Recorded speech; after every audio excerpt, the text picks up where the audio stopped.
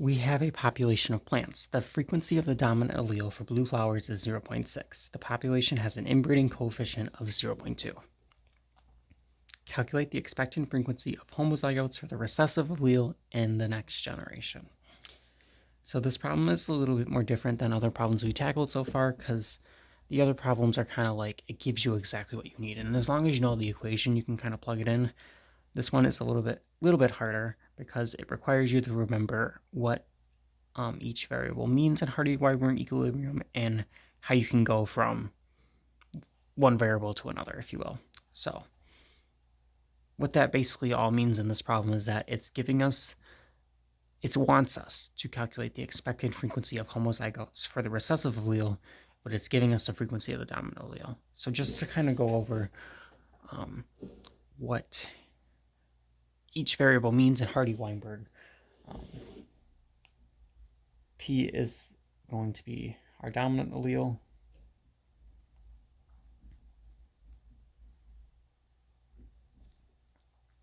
Q, recessive. And then 2PQ, mixture of both. So it's going to be our heterozygous allele. So from there, if we want to find out the recessive allele, and we're given a dominant allele, we can just use the equation P plus Q equals 1. You know the dominant allele is 0.6. And then this would be plus Q, recessive allele, and then to 1. Subtract, and it would be 0.4 for our recessive allele frequency. Now in this problem, it wants you to find out the recessive allele frequency for homozygotes. So as soon as you see that, it's going to be Q like last time, but it's going to be squared. And same thing if it was homozygotes for the dominant or the heterozygote, like square it. So in this case, it wants us to do the frequency of the homozygotes. So we know it would just be 0.4 squared.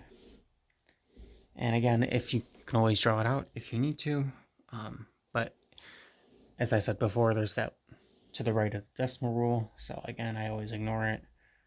There's 1 to the right, where anything squared is times itself twice. So there's going to be 2.4s to the right of it. So 1, 2. And just make it kind of look neater. Q squared is equal to 0.61. And from that, we can actually now start solving what it wants us to solve for. That the frequency of the expected frequency of the homozygotes for the recessive allele. So if you remember back to our slide would have the equations on it. I believe in this case, because we're solving recessive allele, yep. So it would be Q squared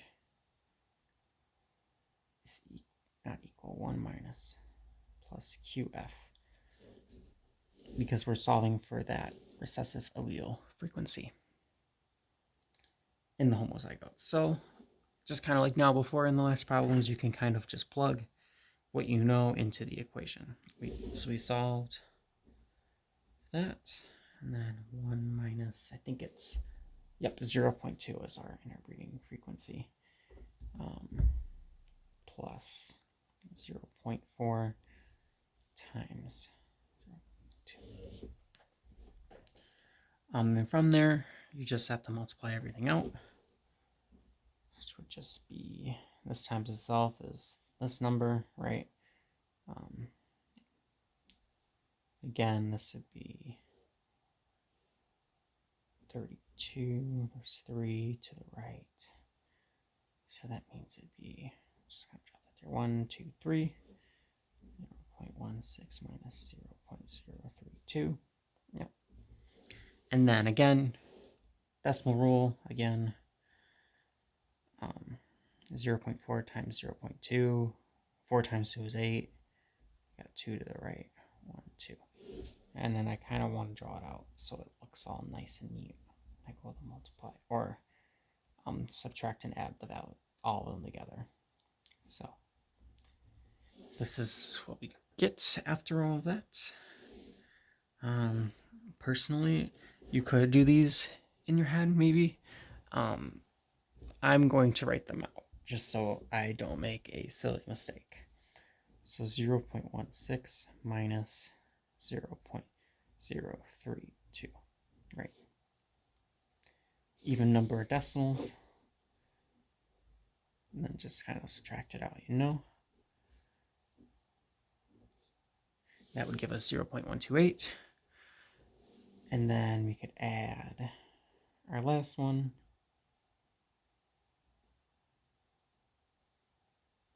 Making sure, I always make sure, because it would be a dumb mistake to make to get it wrong because of this, but you always want to like line up the values right. So this goes here. Yep. So from there, again, add them together. This would give you 0.28, which solves for that equation. So we know that the expected frequency of the homozygotes for the recessive allele in the next generation would be 0.28.